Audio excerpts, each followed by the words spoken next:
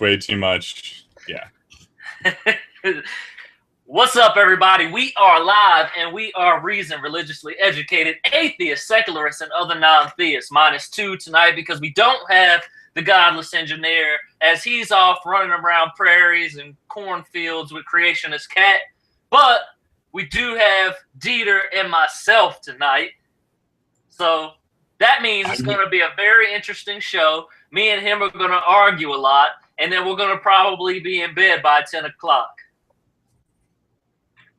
I'm here against my will.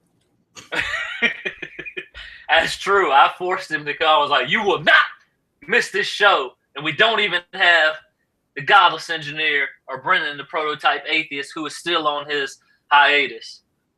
So, as we usually do with our show, we're going to start with some new science this week. This week, we've got the Light Sail Project by Bill Nye, which was invented by Carl Sagan in the 70s. Maybe it was the 80s. Probably it was the 70s. But it was basically an attempt to get a solar-powered sailboat, essentially, into space, traveling around, doing really fun shit, looking at pictures of, well, sending us pictures of planets, and maybe it can even go into a black hole. Who knows? But the cool thing that I like about this is that it's funded by the Planetary Society, which I think is the future of science and space exploration, simply because when it comes to things like NASA, really what that is taxpayer money that goes to NASA to pay, you know, salaries and all this different funding and things like that. But ultimately, it seems like we always end up with some bozo the clown in charge of NASA. What do you know the guy's name who's in charge of NASA right now, Dieter? No, I don't, unfortunately. I can't remember his name, but I'm pretty sure it's one of those anti-scientific Republicans. Anyway, we're going to go ahead and show you guys this Kickstarter project, which they've already met the goal, and it's continuing to go. So if you guys would like to be a part of this, we're going to share the video so you can potentially kickstart their project. It's probably the 70s with Carl Sagan. You got visuals? Nope. No, I do. How about now? Yeah, I got it. Wow, All right. That's pretty damn good. More than almost 3 times the amount they were asking for.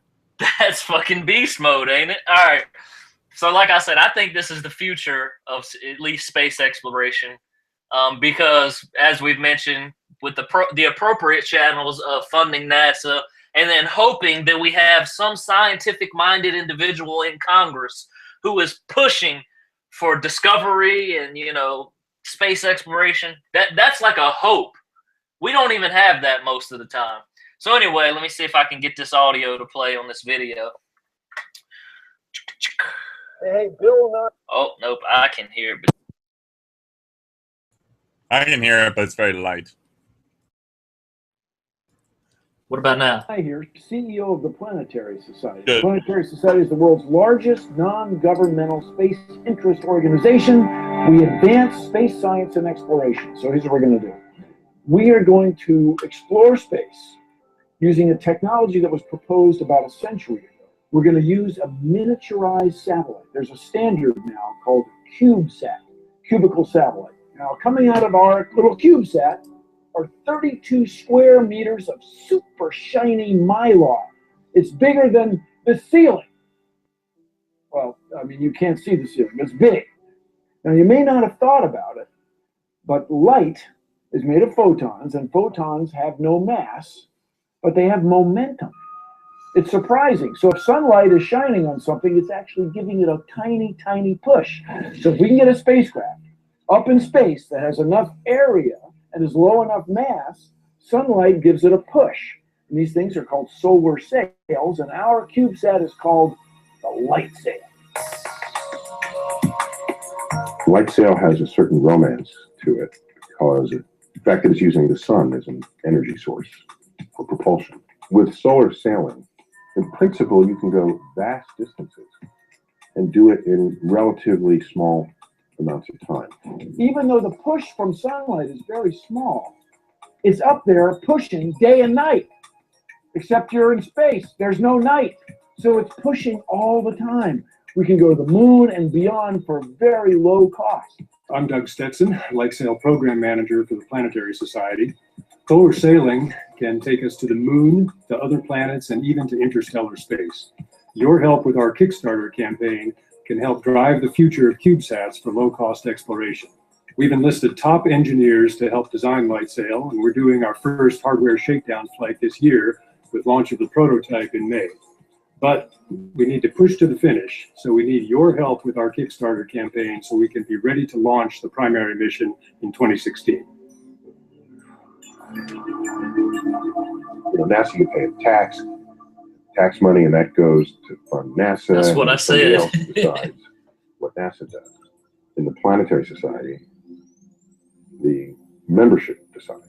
So there's a sense of participation that I think is without equal. And when you see the thing launch, you say, hey, I had something to do with that directly. That's a good feeling. We are advancing space exploration by lowering the cost of sending spacecraft way out into space. Now, to get this thing going, we need backers like you. We're going to give it a kickstart. This democratizes space. Kickstart. Once you're up there, you can fly to the moon or beyond, to other planets or asteroids, other destinations in the solar system, because you don't need to add all this fuel. It just constantly gets really close all the time. So we're going to prove this in 2016. And that's where you come in, you as a backer. We want you to give the Light Sail project a kick. Start it. It's going to fly on the very first Falcon Heavy from SpaceX. I love Bill Nye. Check this out. The Planetary Society at planetary.org. The Light Sail spacecraft. If I could ride a solar sail, I think I'd take it to Pluto. All right, I think we're done. The rest is just pleading for money. You can't interrupt Neil deGrasse Tyson. Yeah, I just want to hug Pluto. Don't tell me what I can't do. Kickstarting. Oh, here's the Light Sail right here. I mean, that's a model of a Light Sail. All right, so there's a cool thing that I think that they didn't mention there, which was, hold on, let me get my headset back in so the echo goes away. He muted himself. Oh, so when I was watching this, I'm always reminded of like the issues that just explode in my face when, like, I love the idea of solar sails. It's been floating around, pun intended, for quite a while now, especially for just travel around the actual solar system. But what the video kind of failed to mention, which I'm not entirely surprised, is the vast number of issues with solar sails. For one, the farther away you get from the light source, the slower it goes. Because obviously the sun is the thing, or in this case, the sun is the thing pushing it. So the farther away you get, the more dispersed the concentration of photons, so the slower it's going to go. So when it says like beyond our solar system, that's technically true, but it's not going to really go anywhere. Well, But that's actually true and false. Because here, well, the cool thing about, I actually did a presentation on these last year in my aviation history class. But the cool thing is that theoretically, all of the momentum that it gains, it can continue that momentum. And so if you can get it close enough to a light source, you could potentially get it up to like 700 meters per second, I think I saw. That's in a perfect vacuum, which space is ideally as close to a perfect vacuum as we get. But you'll run into dust. You'll run into like other sources of energy hitting the other side. You'll get into gravity wells that are, I guess, just gravity arcs or whatever of the various planets. It's like theoretically, yeah, it should effectively reach a depreciable fraction of the speed of light, but it doesn't matter because it's not a perfect situation. Like right, it's not perfect, but at least it will. That's something that I was so surprised they didn't mention in that video. Is that there are different things that you can use, like the gravitational pulls of the planets, to kind of arc it and give it a little more momentum. It's really hard to use that because, like, the faster you go, the much more likely the running into anything will just destroy it. If you're going really, really fast, no, like if you're going really, really fast and, like, for lack of better phrasing, clip the gravity pull of another planet, it'll just rip the half of the ship apart. Like, it's effectively like hitting a solid object.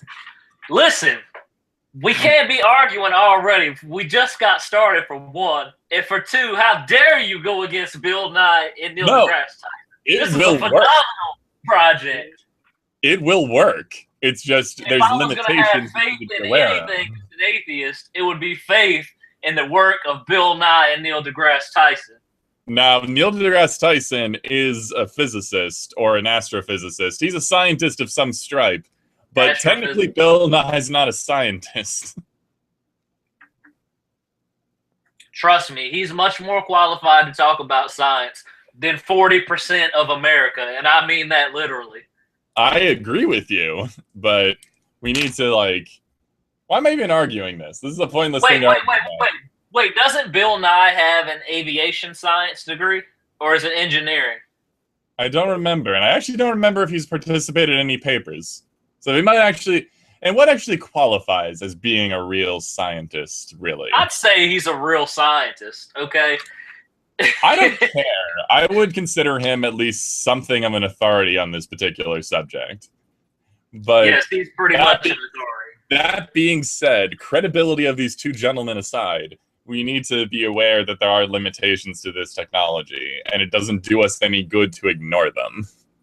This is true, and I think that's probably, you're right about that. That's probably why they neglected to mention that, and also some of the other specs of this potential space flight, just because it could go really bad. No, it might not even make it to the edge of the solar system. The one thing they barely even went into at all is how the hell is this thing being controlled?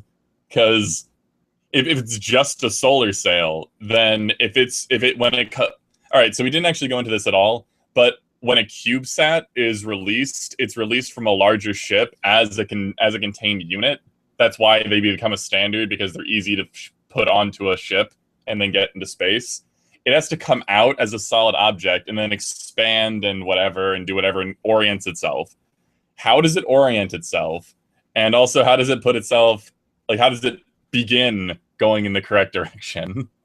Listen, you're asking questions that we're not qualified to answer here at the Reason Live show, okay? But I'm pretty sure if it's got the Planetary Society, Bill Nye, and Neil deGrasse Tyson behind it, they got this worked out. They've at least got the launch worked out, okay? I know you're actually quoting an authority, so it's not a fallacy. But at the same time, shame on you. I'm pretty sure okay, I hope that they worked out the launch. Oh, now we're down to hope. All right. So your faith has just been destroyed. Well, faith, hope, depends on the conversation. Anyway, today is National Day Against, or is it internet? It may be international. I think it is International Day Against Homophobia and Transphobia. And, we thought that this was a worthy enough topic to, I guess, deserve its own entire show of Reason, because it's a persistent problem, homophobia and transphobia. It doesn't seem like it's going away, despite attempts to enact non-discrimination laws and to basically increase awareness for the issues that these people have. Well, let's be clear, like, there are already laws for, like, homosexual people. Not in all states. Not in all states, but the fact that they exist at all is a very good stepping stone because you have precedents. But the thing that's weird is there's basically nothing for transgender people.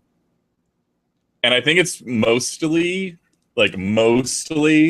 because it's actually, I can't say that. It's not a new phenomenon. I guess we're just becoming like more aware of it.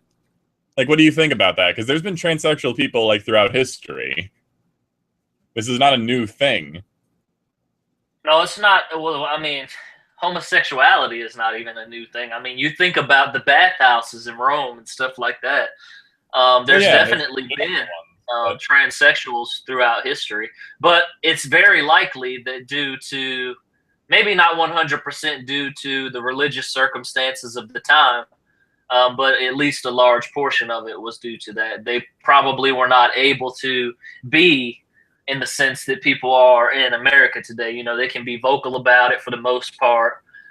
We do have issues with transsexual individuals being murdered. I mean, I think that we've had one every single month this year, or we've had one on average every single month since this year started.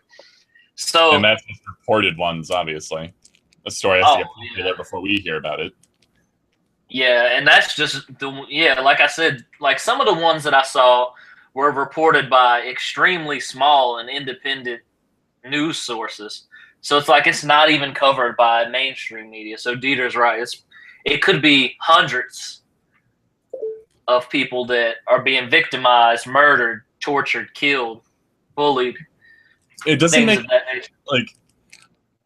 like we can go down like the really basic psychology of this. It's somebody that is shattering your idea of how the world actually works and operates, and it's just so like appalling to your sensibilities that you're just like, I don't know how to deal with the feelings that I'm feeling right now, so it just makes me angry.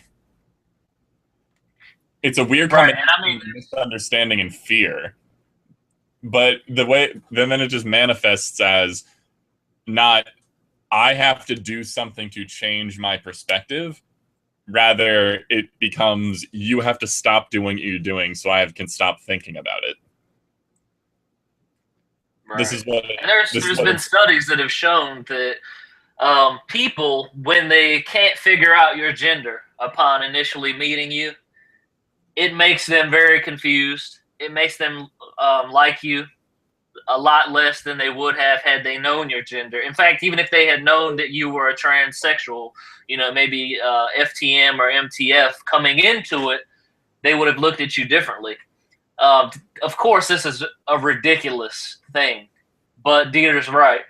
When someone comes along and destroys how you think the world operates, male and female, you know, there's nothing in between.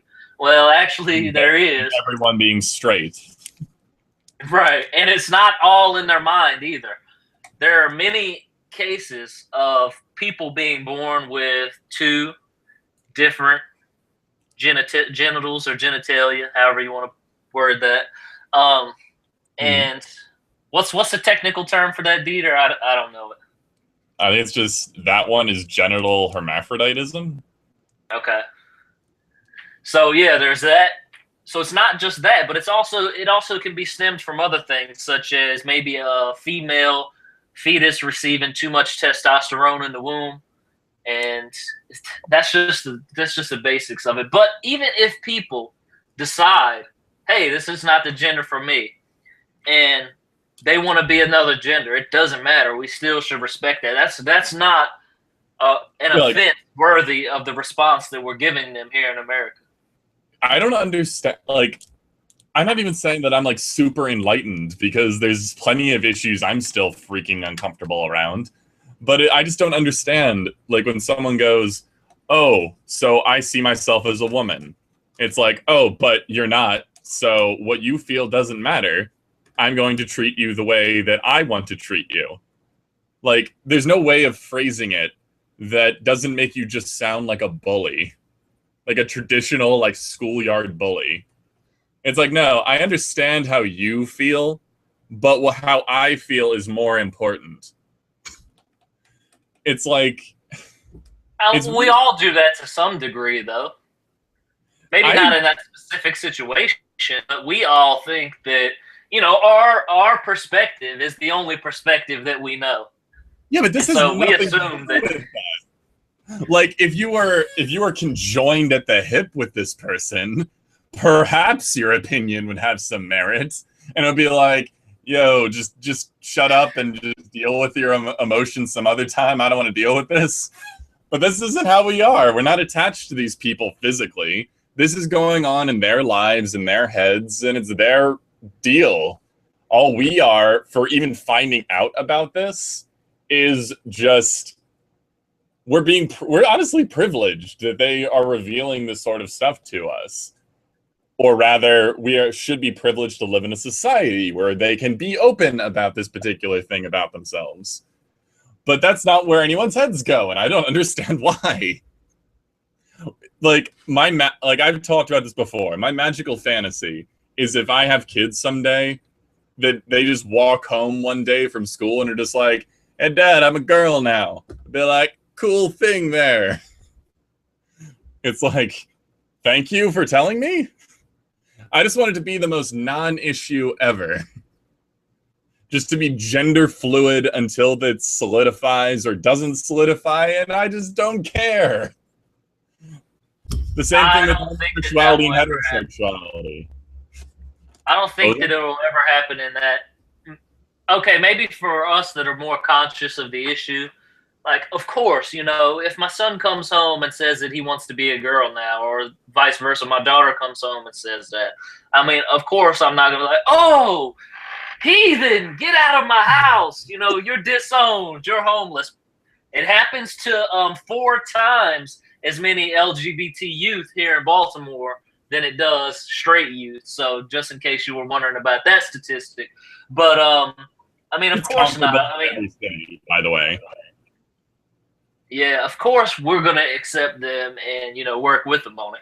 But we want that to be the norm. I don't think that gender fluidity will ever be to the level where everyone will be that way, simply because of the psychology of our species, male and female, 2 totally different psychology. No, bullshit. Because we were like that about interracial couples like 40 years ago. Like in the exact same language. Well, whatever number of years ago, I don't care. Within like a generation or 2. Our society was exactly the same. I don't want to argue with you, dude. Exactly the same language. But listen, I'm just saying that I don't think it'll ever be that way. Now, obviously, the interracial thing is different. No, it's not. The arguments are exactly the same. It's unnatural. It doesn't make sense. They're 2 different people. These are the arguments that were made before.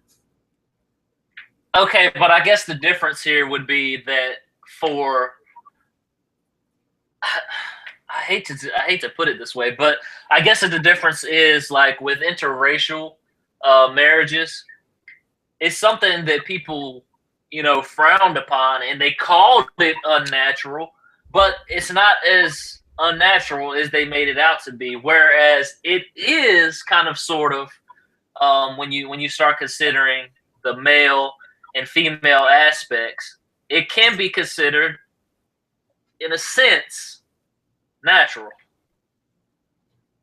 Now, this goes down the ever murky road. Much more than interracial, because that just makes no it doesn't. sense whatsoever. It doesn't at all. Because, first off, if humans do anything, it's natural. Because we're part of nature, damn it. You know what I'm talking about. I know what you're talking about, and the entire concept of natural and unnatural to continue the species. The entire concept. And I'm not even fighting against transsexuals and homosexuals here, but because it's me and you're forcing me to take this position. And I'll be liked more out of this episode. Vote in the comments section which person you liked more. It's destiny for me and you to argue. That's why I knew this show was just going to be me and you arguing about everything. But I've got some statistics if you want to go over them. 1 second, because I want to just put this to bed. This god-awful idea that the natural versus unnatural argument that's used in anything. First off, there's a fallacy, the naturalistic fallacy, that assuming that something is natural automatically makes it better, which is just dumb. That's when natural means things in nature, and unnatural solely means things made by humans, like computers or drugs or whatever. That's what they mean by natural and unnatural.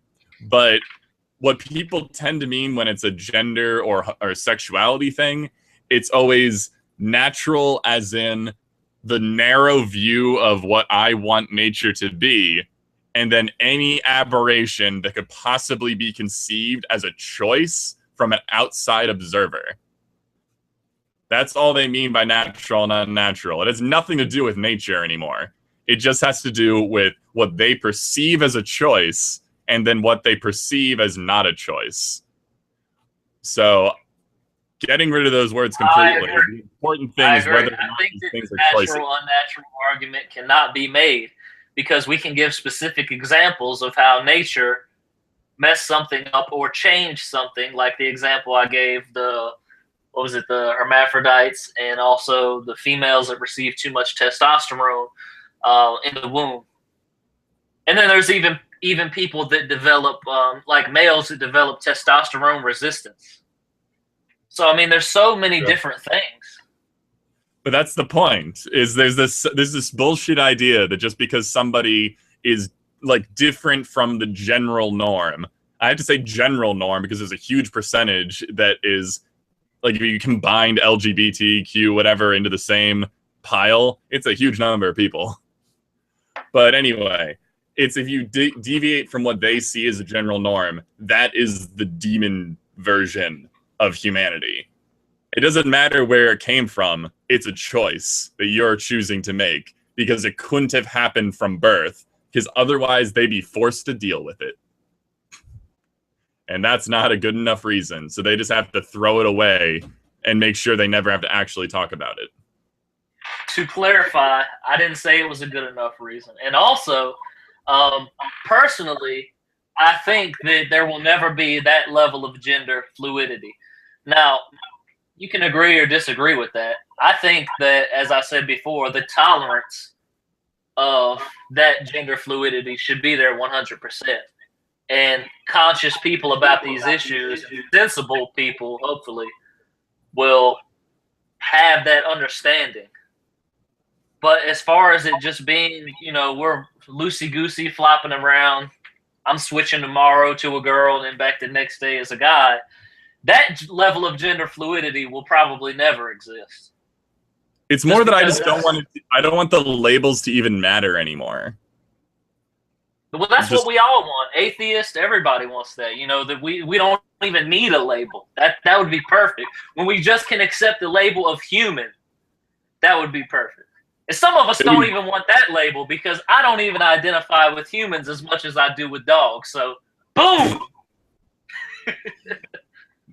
No, you see, like, the problem is that probably will take like centuries to change, because that means we'd have to basically do away with pronouns, and that will just take forever for language to change that much. It could happen, but it would have to basically, we'd as a culture would have to just refer to everyone by their name or the same kind of pronoun. That would take forever. And that's not even necessarily needed, as long as we just accept, not tolerate, but just accept what people want to be called. It's the only thing you could say about it is it's inconvenient. And I've been guilty of this. I've not called people by the pronouns or name that they wanted to be called by. And sometimes I've even seen it as an inconvenience to me. That is a shitty way to react, and I am sorry for anyone that I've done that to, because all that is a demonstration of my laziness. And not even laziness, just like reluctant laziness, which is the worst kind. So it's just that unwillingness to adopt change. That's all it is. That's pretty much all that it was, and I admit that it's wrong. Status quo bias. It's just so bad, because for these sorts of people, like, this can range drastically. Some people see it as like a side note to their personality and their lifestyle. Like, if you asked, they would be like, what are you asking exactly? Oh, yeah, I'm a guy. What? Why would you ask something like that? But some people hold it really close to themselves and see it as a key aspect of their identity. And that's why it gets really difficult. Because for some people, like missing their name, they would brush it off 20 million times without a single care. But then there's those other people that if you miss it once, it's reminding them of the place they came from, either like physically where they grew up or mentally. And that can be a problem. And you kind of have to play it by ear. And at the same time, if you are one of these people, you have to understand that we're trying. Most people that are at least cognizant of this situation aren't trying to be assholes. It's just difficult. It's a weird kind of mental gymnastics, especially if they knew you beforehand, before you took this like difficult journey. So it's certainly more difficult for the transgender person, but it's not the easiest thing for everyone around them to deal with either. And I think that's just because we're all holding this stupid baggage. Yeah, I think most of it really has to do with the hatred for anything that is different and the way that people want things to be. Like, I've always seen it as male and female, and anything else just ain't right. Like, that type of mentality has to be the mentality that goes away, you know, because you can't be so hostile to change, because change can be a good thing. And just think about the people that have to live their lives in the closet. And most of our viewers are atheists. You know what that's like, to live under the thumb of a religious person. You're not able to be who you want to be.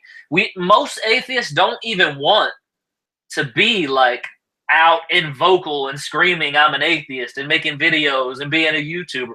Most atheists would just like to at least be honest with themselves and the people around them.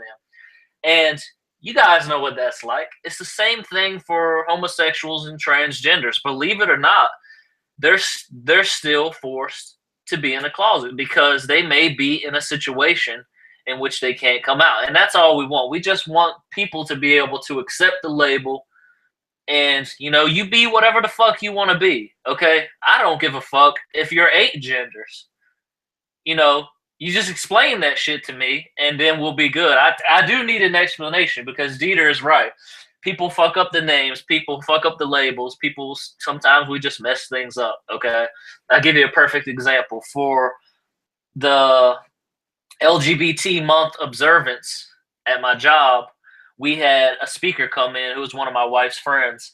And, you know, this was the first time that I had ever heard the word queer used as a positive term. In fact, I didn't even know it. This was 2 years ago.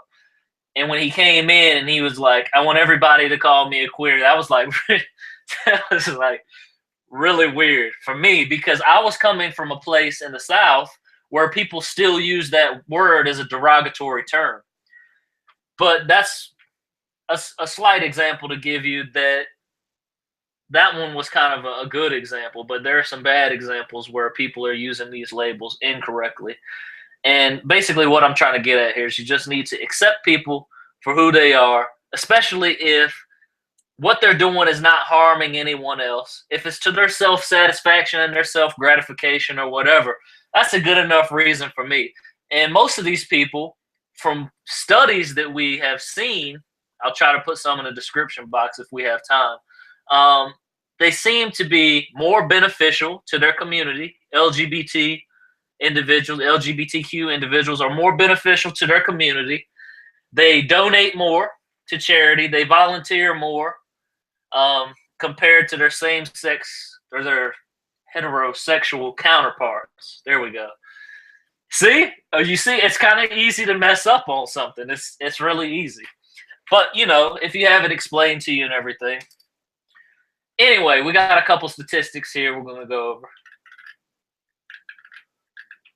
Dun, dun, dun. I like to say that mine's not coming from hatred. The first comment you made after my little spiel was like, yeah, a lot of people say this sort of stuff out of a center of hatred. And I'm like, yeah, Not me. Thanks. Anyway, statistics. I think people can use context and know, you know. They're not going to come assassinate you.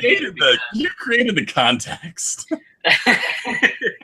I explained, okay? Don't get into an argument about this. I explained what I meant after I said that. All right, so if you guys are wondering where these statistics are coming from, you can head over to dayagainsthomophobia.org, and they have a lot of statistics and a lot of valuable links and things over there that you can use. So I'm just going to skim through a couple of these, and we'll discuss them. All right, so according to GLSEN, Gay, Lesbian, Straight Education Network, 90% of LGBT students hear anti-LGBT comments in school. On average, an LGBT high school student will hear 26 anti-LGBT slurs per day, 1/3 of which come from a school staff member. This is where you're supposed to comment, Dieter. Yeah, I got to catch my breath. I just read that mini paragraph. Well, I mean, what's there to say? Like, it's not really that surprising given our current, like, I don't know, societal standards, and dismal as they are. But it kind of makes sense that it's coming from peer groups specifically, because it would be, like, that's what it said, correct? Yes. Because, like, those are the people that the kids would be much more, like, they would be much more exposed to from a day-to-day basis, and whatever expression that the individual had of themselves would be displayed to that group more often. And then it's freaking school, so people always go for the out groups to blame everything on, even their own insecurities, and they're different, so you have to point it out to make yourself feel better. In psychology, it's just, it's really sad, but it's almost inevitable unless you have, like, really firm but understanding conversation with these kind of bullies. Because, again, although they're being absolute assholes, you need to understand where they're coming from and why this is happening. And you need to have them have a better outlet for this particular type of emotion. So yeah, there are ways to alleviate these issues, but it's never going to be easy, and it's not going to make at the short term, it's not going to make the victims of this harassment feel any better. No, it's not. Long-term solutions. No, long-term solutions. A lot of the slurs that they were hearing are things like "that's so gay" and stuff like that, because I had pulled up a paper about that.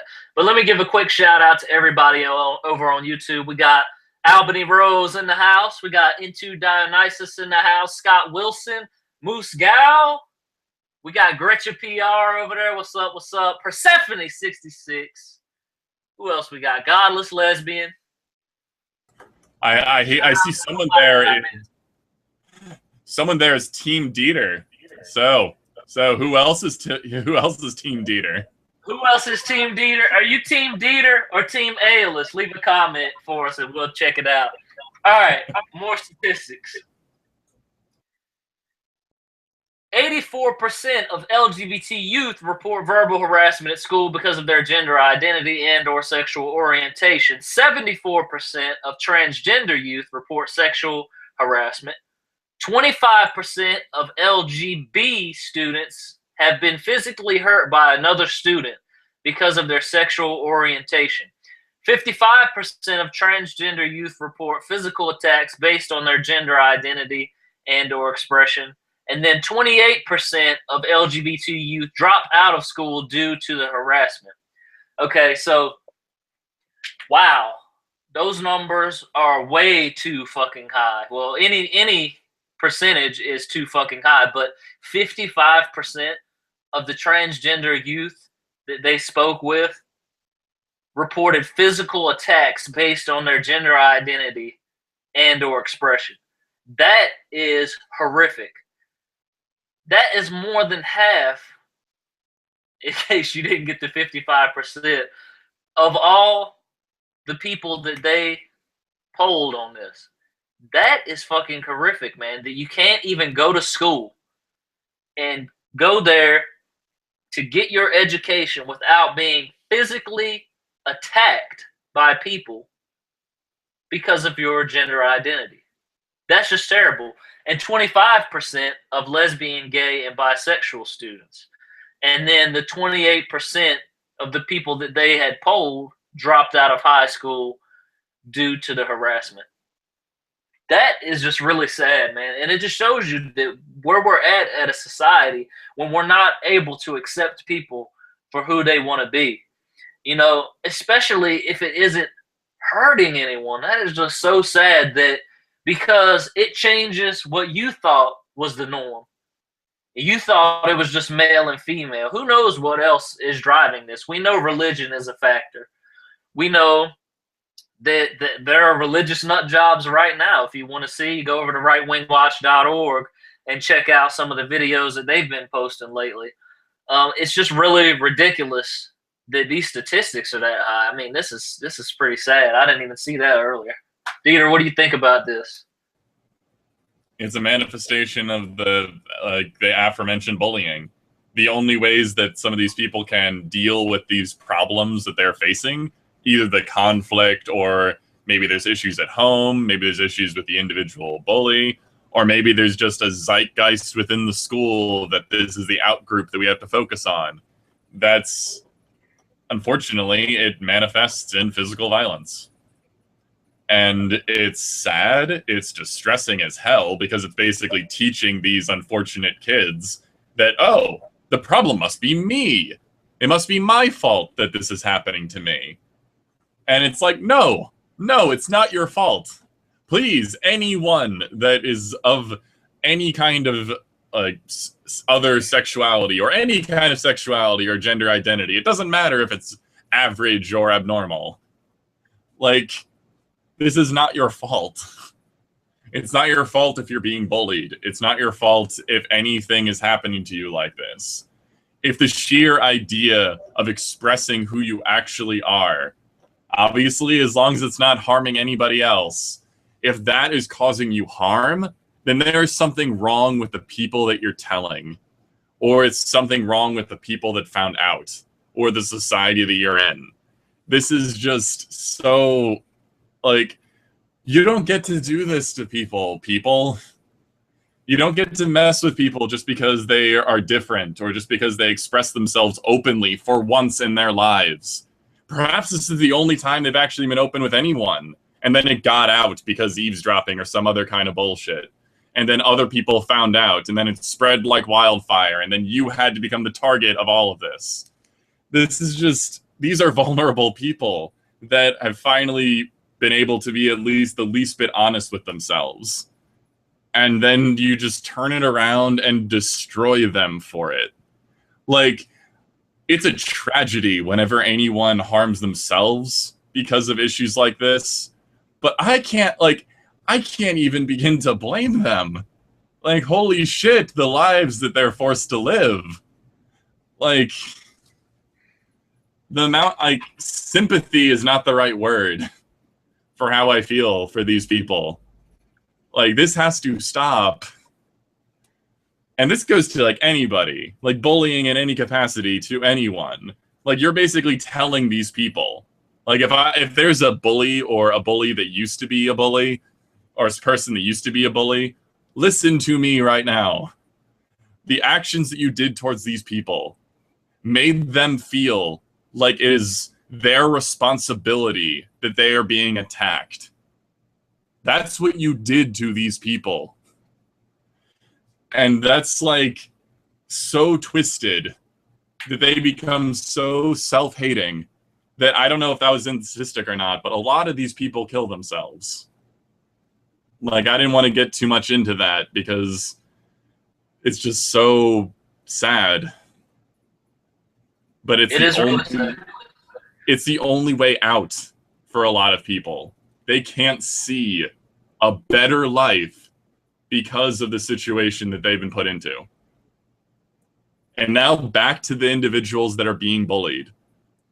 like this was like probably the most beautiful thing that I ever saw. The It Gets Better campaign. Like it can be criticized, it can be, there's nuance in there that it might not work as effectively as you think, but shut the fuck up for a second, you people. Like, it's really hard to describe to someone when their lives have been shit for so long, but it does get better. There are people in the world that will accept you for who you are and not who you pretend to be to make your life easier, but who you actually see yourself as in the privacy of your own mind. There are people who will not only be like nonchalantly accepting of you, but will actually revel in the fact that you are like this. There are communities that exist everywhere just for people in this situation, for lack of better phrasing. And that being said, there are even more communities who are just like, oh, you're transgender? That's so interesting. Like, it's not something that's wrong with you or something that deserves to be bullied. It's just a freaking curiosity. And that's great, honestly, because that just means these people are like, whoa, holy shit, I didn't even realize. Like, I know this is awkward, but do you want to talk about it? Because this is just so cool to me. I know if that happens too often, it would get freaking annoying, but there are so many people in the world, and you deserve better than what you've had to deal with. So I know it's going to be freaking difficult, but if you can manage to hold out, there are better pastures in the future. The grass does get greener. You just have to hold out for a little longer and be willing to try to find it. So yeah, it does seem like it. One more. To you guys, good luck. And to those bullies, I understand what you did, but shape up. First off, stop it. Get the help you need so that you don't do it again. And if at all possible, try to make amends only to the degree to which your victim allows it. And obviously to the victims, find whatever help you can possibly find, as long as it's safe. That goes without saying, but I thought I should say it anyway. Good luck, everybody. Aeolus. Right, and it does get better. But you're going to need to seek help, because depending on how bad you were bullied, you may have some psychological trauma from that, and it could affect you for the rest of your life. It's possible that it may not get better. It's possible. We hope that it gets better, and we can provide you with the necessary things and help that you need, guidance, resources to help it get better. The bully thing, we could go into a talk about bullies. A lot of bullies are usually victims of bullying themselves, whether it's in the home or in public, but it's not about them right now. If you are bullying, you really need to seek help and stop. And as a matter of fact, when I was in high school, I had this really corny ass name. I've never shared this on my channel before, but I had this really corny ass name, the Great Defender. And I know Dieter wants to laugh. It's a corny ass name. But how I got that name was I used to fight bullies. Whether they were bullying me or not, if they were bullying someone else, I would just go fight them. And I missed my 9th and 10th grade year, over half of the school year, because I was always getting suspended for defending people. And usually I didn't even care what they were being bullied for. But the thing is, I'm not advocating for you to go fight bullies, but this is how we change bullying. You have to stand up for the victims. Now, I really did not like it because I was bullied a little bit in elementary school. So once I got to middle school and I started getting bigger, then I made it my mission to fight back against bullies. But you don't have to use violence. The key is just to stand up and defend the victim. Whatever you have to do, if it comes down to violence and you have to defend that victim with violence, and that's what you had to do. But obviously, we're not advocating for violence 100% of the time here. Also, let's mention here, because I saw this earlier, shout out to Godless Lesbian, because she's Team Aeolus. That's what's up. And the lovely Atheist is Team Both, because she's selfish. So you've only got one Team Dieter out there, and I got two. Yeah, someone's not counting very well. If you guys want to repeat which team you're on, let's see what Aola says. But yeah, I do want to add two things. So I kind of say like it'll get better, as in there is the capacity for it to get better. Like there are communities, there are people, like they do as a matter of fact exist. But that's why I added a caveat. You have to be willing to seek it out. Because unfortunately, life is not fair. As you clearly figured out in your lives. Like, it's going to be difficult, but it is possible. So things might get worse in your life. Things might get worse before they get better. It might go up and down your entire life. I can't make any sure promises, and this is one of those nuances with the It Gets Better campaign, is it might not get better right away. It might not get better at all. It all depends on you and the community you're able to build around you. So ever more good luck, because sometimes it can be super easy. Sometimes it just takes a move. But sometimes it can be freaking difficult. And no matter what, it's going to be hard because it's going to have to be a change that you develop within yourself. And then the second thing is I totally get what you did. And a part of me is just screaming in the back of my head to go like, yes, finally, they got what they deserved. But you said it well near the end of it. In the same way that a lot of times bullies can only react in the one way that their brains are able to handle the situation, I wouldn't be surprised if that's one of the ways that you were able to just handle the situation as well, virtuous as it was. So I don't particularly blame you, but it's not the best way to react. Because that does kind of fuel their fire, for lack of better phrasing. And it kind of makes it reiterate the idea that violence is what the reaction is supposed to be. So they might not reflect the bullies in the way that they're supposed to. But kudos for the defense, especially if you had any instances where all you did was just show that the person wasn't alone. Because honestly, that's enough sometimes to deter bullies. So, neat, but shame. I was young at the time. No, I'm not. I have the same kind of opinion as like the bullies themselves. I'm not saying that you were necessarily a bully because it was coming from a different perspective. It was still bullying. It was still bullying. Yeah, it was bullying the bully.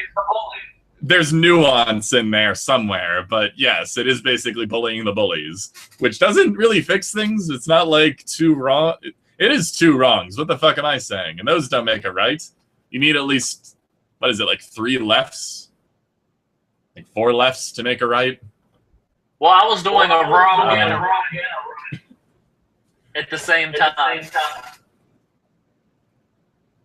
Yeah, I like the chat's kind of flaring up on this now. It's like, yes, I know he was a kid. I know that's all he knew what to do, but whatever. That's what the bullies say also. We've got a question from Moose Guy. Let me get to it because our chat is filled up. She asked, let's see if I can find this. Do you think that we treat the LGBTQ community badly because of religion only? What about the fact that we don't teach proper sex education in schools?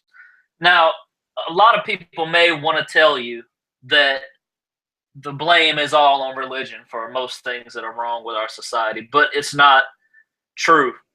You got to think, where do these religious ideologies come from? They come from people who had these ideas when they created these religions.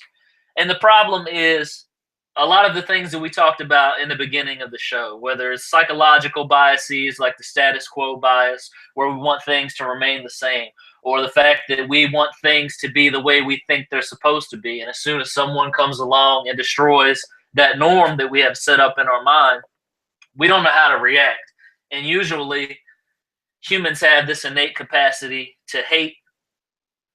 I'm not sure if we have a scientific or philosophical excuse for that yet, but there can never really truly be an excuse. We kind of Because do.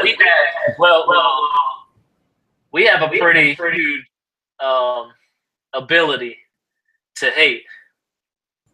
Yeah, but like there's like a hypothesis, I guess. It's tribalism.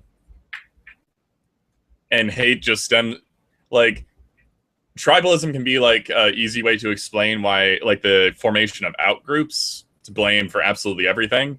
And it can kind of be explained by biology. The closer related you are to something, the more likely you are to trust it. Like that's just kind of a thing, which I'm not really sure why, because like from what I can see of various royal families, the closer related you are, the less you trust them. Or maybe that's just TV I've been watching. I don't know, my mind's wandering at this point.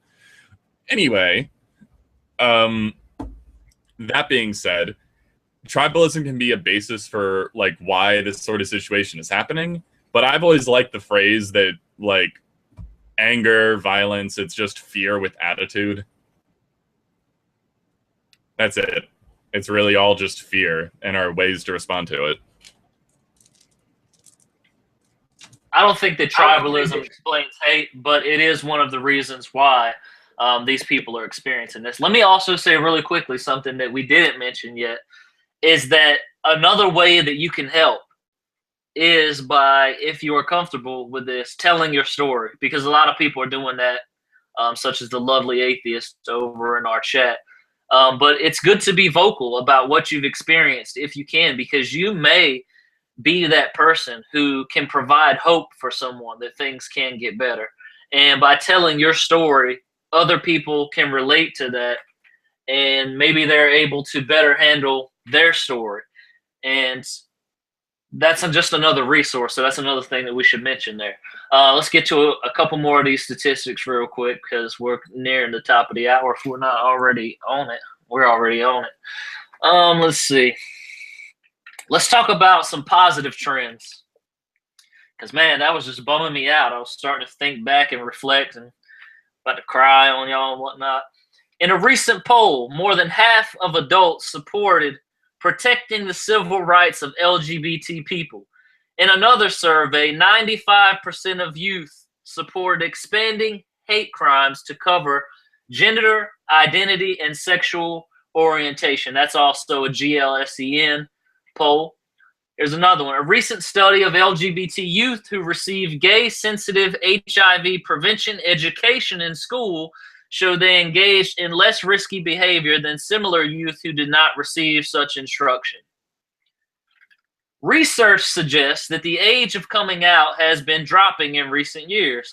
Increased access to information and wider availability of support services for LGBT youth, particularly in urban areas, have provided greater opportunities for self-affirmation and socialization. These positive trends allow LGBT youth the opportunity to live more fully integrated lives. And that just kind of goes back to what I was saying about you being a resource. You have a story.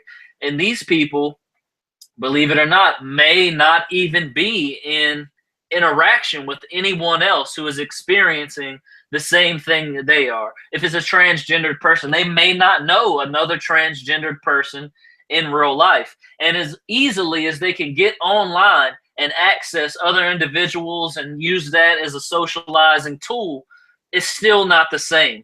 You know, we're human beings. We need real social interaction. And so going back to what I said about you telling your story and being supportive of other people and having people who are going to listen to you, that benefits the community as a whole, not just LGBT, but everyone. Because when you come out and tell your story, it's polls have shown, studies have shown that simply by knowing an LGBT person or even an atheist, their approval rating of your group goes up higher. So they have a better view of you, a better perception simply by actually knowing you and being able to put a face to the name. And so that's why it's extremely important. You have anything you want to say about that, Dieter? It's really true. Like, there's an echo somewhere.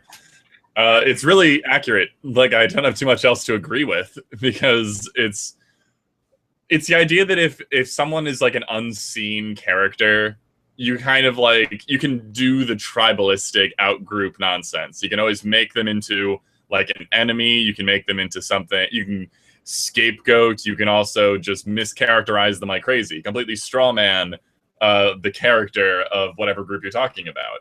It's super easy as long as you don't know any of them. Like, you can see this all the time. Like, I forget there's a bunch of stories about like various pastors or whatever would be super anti-gay until they found out one of their kids was gay. Whoops. Then their position suddenly changed. And you know what? Given their upbringing, I can't entirely blame them. Like, I can definitely hold them responsible, but I can understand why they got to that conclusion. Because they were taught their entire lives that this group of people was either evil or at least as sinful as all these other sins or whatever. Until they realized that someone they loved, cared about, trusted, and all those other things was one of this group. So all their preconceptions have to be thrown out the window because they were just wrong. They were completely, demonstrably wrong. And that's kind of what you have to do. Like, I'm not saying you have to necessarily, but it is an option. If you ever needed like that one little push, then here you go, you have it. But we have to be very sure, Aeolus, that we tell everybody, like, only do these things if you're in a position in which you're safe, if you're in a position where you won't be punished or ostracized, lose your job, any of these things. We're not here to ruin lives. This is for people who are in a position where they think that the fact they speak up will do more good than possible harm. To those people, by all means, go for it. We really appreciate the effort. Yeah, you need to be 100% financially stable, emotionally stable. Financially stable is the big one, and not relying on other individuals if you're going to be coming out. That's something that you have to think about. It's sad that we have to hide who we are to the people that we care about, but hopefully within our lifetimes, things are going to change for us because as we've mentioned with that poll, the majority here in America already supports creating non-discrimination laws for the LGBT community. They support same-sex marriage. I mean, I think that was the first time ever, in the last 10 years, where the American public actually went more than 50% in support of same-sex marriage. And so we know that it's coming. And this is the last resort, I think, of the religious right, who are going to try everything that they can to stop us. But I think, there was a great quote by Lawrence Krauss, and he talked about how things can change in just one generation. We don't need a century. We don't need 250 years. Things can change in just one generation. And it's so true. If you look at the statistics of acceptance and the statistics of decreased religiosity among the millennials as compared to like the baby boomers or the Gen Xers, you'll see that once the millennials become the generation that is the senior generation, our world is going to be totally different. And you can just see that from these polls. Like, I actually look at it and it gives me hope that we may just have a better accepting world, in our lifetimes. And that's something that people in the past have never been able to see. There was no coming out for them. You know, you came out, you got burned at the stake in the center of town. Or even worse, you were harassed, robbed, tortured, raped, bullied, and it was accepted by everyone. Everyone thought it was okay. There was no great defender. There was no non-discrimination laws. There was none of that. It was accepted by the people that they could do that to you. And so I think that, yeah, Scott Wilson is saying things have changed. He's 56 and we have no idea how bad it was. I studied history, man. I know it was pretty bad. It was pretty bad. But as I said, things are getting better. Things are getting better every day, all the time. And I think that's something that we can have hope in, the hope for change. It will be in my lifetime. I'm sure that I'll see a time when we'll be just accepted. As far as atheism goes, I don't know. That's a tough one. But the LGBT community will definitely have the majority support worldwide in my lifetime. Can I make that a prophecy and then like be divine later when it comes true? You can try, but you're not a dumbass, so I don't know why you would. No, so the actual like statistic is something like the unaffiliated groups. This is like in the most recent of the Pew studies, that it's like plus 6.7%, I believe. I believe these numbers are in percent of people that consider themselves unaffiliated. And the non-Christian faiths went up like 1.2, but like every single denomination of Christianity has gone down. Just all of them have gone down. And this is from 2007 to 2014. So yeah, the thing is titled like the America's changing religious landscape. It is indeed changing. People are either becoming outright unaffiliated or outright atheist. Because unaffiliated includes atheist, agnostic, and nothing in particular.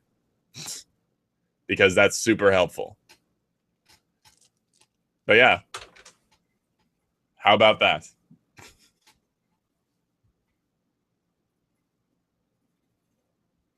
I guess I'm still talking then. Dramatic pauses. It's just kind of fascinating to me because there's still this giant pull of people like in the religious right saying, oh, this is God's country. This is going to be the generation that takes it back. Yeah, it's not. The exact opposite is happening. It's Christianity as a whole is down almost 8%. Like, you can't pretend that you're on the up and up when you're just not. You're consistently going down. Which isn't a problem for me. Like, I would prefer if every Christian became like an unaffiliated, deistic, I believe in the good parts of Jesus and ignore all the bad parts. That's going in a good direction, in my opinion. It's more complicated, I could say, but at least they're like a few steps away of just being like, you know what, this is all just bullshit. Good to know. At least we know now. But until that happens, this is just very promising to me and really unsurprising because, like, since the onset of the internet and the onset of constantly reproduced and spread around information, you can't hide anymore. The transparency has been created. The wool has been pulled away from our eyes. The curtains have been lifted. It's not a surprise anymore when someone goes, holy shit, this was in the Bible? This is so normal now. You can't pretend anymore. You just can't. Your turn. So as much as we say that things are going to get better, here are a couple things that we need to work on. Because these things still need to be addressed. If you want to see a much more detailed version of this, we did an episode of Reason. It was like maybe Reason 15 or 16, and it was about the persecution of the LGBT community. So that could be the number. It might not be. I could just be spouting off something random. But just go check the Reason playlist, and we have a whole playlist, a whole episode of where we talked about the persecution of the LGBT community. But first, I'm going to go in to some things that we still need to address. One of the things is legal equal employment, because believe it or not, there are still some states in which the LGBT community cannot have protected equal employment. There is a movement called Out and Equal Workplace Advocates that you can get involved with if you'd like to. As far as this list goes, it looks like most states are with the program, but there are several states that aren't. And give me a riddle there. What do you think they are? Bible Belt states. Next, donating blood. There's still some things on the books that can prevent members of the LGBT community from giving blood. This could be countered by some state and county ordinances, but for the most part, I think, Dieter, is it still that the FDA said we're going to give blood? All right. Prepare for yet another rant, because this is one of my most nitpicking bullshit, I actually getting angry for once kind of topics. And I didn't know you're going to bring it up, so prepare yourself. Yeah, so the federal regulations, this isn't like individual groups, this isn't by state, this is federal nonsense. If you are a man who has had sexual contact with another man at any point in your life, you are never allowed to donate blood. Ever. For context, known drug users and people that have used dirty needles, like for, I guess they assume with drug users, but also for people that get new tattoos, they only have to wait 6 months, and then they're cleared and they can donate blood again. In addition to this, is if you are a woman who has had sexual contact with a man who has had sexual contact with a man, you also can never donate blood for your entire life. And now, to make this even more fucking absurd, the definition of sexual contact is super vague and bullshit. I've seen definitions that have to do with, like, the touching of the genitals or buttocks, either directly with the hand or, like, basically with any part of your body, including by hand, directly or through clothing. So, if you are one of them oddly homoerotic sports guys who pat each other on the butt for luck or whatever, never allowed to donate blood for your entire lives. Congratulations. This is the country you live in. And this is just, like, punctuated with absolute bullshit by the fact that they test the blood for everything anyway. You have to, because you can just lie. And people that just donate blood, maybe some places they actually give you money, even though technically that's illegal in various ways. Or maybe you just want some fucking juice and a cookie. Or you just want to do your due diligence and just be a decent person and donate blood. Obviously, not everyone can do it. Not everyone has to do it. But some people just really want to, and they just lie. So they have to test the blood anyway. This is exactly the same as the old bullshit of being like, I don't want black blood. Like, I don't want blood from people of African descent because it'll infect my pure white blood, which is obviously just bullshit nonsense. And the same for gay blood. The blood won't make you gay. It'll just save your fucking life. Yeah, this is a sticking point with me. Because, like, when I first found out about this, I thought it was something like the Red Cross, because it's like a religious background kind of organization, and thought it was their regulations. It's not. It's the country. The Red Cross is just following the law. Oh my God. This is what we have to deal with. It was the FDA in 1989. Food and Drug Administration took away the right to give blood. Yeah, so that's another thing to achieve for the LGBT community. And just as a side note here, it's you're getting some not echo muted. problems. Okay, so as a side note here, I encourage you in this one specific example, if you are a member of the LGBT community, to lie, because they're going to, as Dieter mentioned, test the blood. They're gonna give that blood every test to make sure that it's safe and they can give that blood to everyone else. So I know Dieter said do your due diligence. Did you catch yourself saying that? You said Jew. But anyway, do your due diligence. I didn't even remember saying diligence, but whatever. I was in rant mode. Yeah, you were. Well, it was a good rant, though. But lie for the benefit of humanity in this one example. I'm not telling you. No. No. Don't. I actually completely disagree. Never lie about who you are, because that's just going to reinforce this idea that we deserve, like, all right, so I'm bisexual, by the way. Anyway, so this happened to me when I wanted to donate blood, because I have a pretty annoying fear of needles. I hate the acute pain. I hate the seeing it go in. So I didn't even try to donate blood until I was a senior in high school, when I was just like, all right, I'm finally going to do it. All right. Now, I had a boyfriend earlier in high school, and I was honest, and I answered the questions. The person came up to me and said, did you answer this truthfully? And I'm like, yeah, why the fuck wouldn't I answer truthfully? I said it more politely than that, but it was just confusing. And she's like, all right, then thank you for coming by, but we can't draw blood. I was so astonished that I just like walked out of the room like a zombie. I was like, I don't even know what the world is anymore. And my friends, the first thing they said to me is, what's wrong with you? Why didn't you just lie?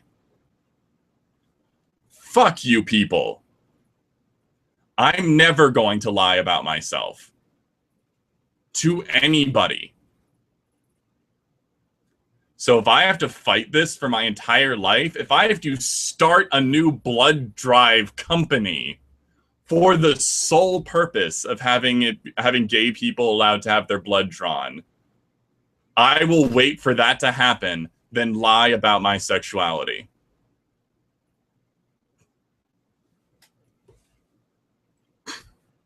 It was a nice rant you had there.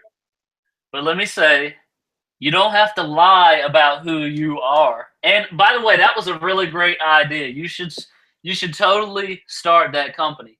But there are people in need of blood, and in this case, the moral obligation to give blood is greater than the lie being told. And I'm not encouraging you to lie about who you are. What I'm encouraging you to do is to lie to them so that you can give blood.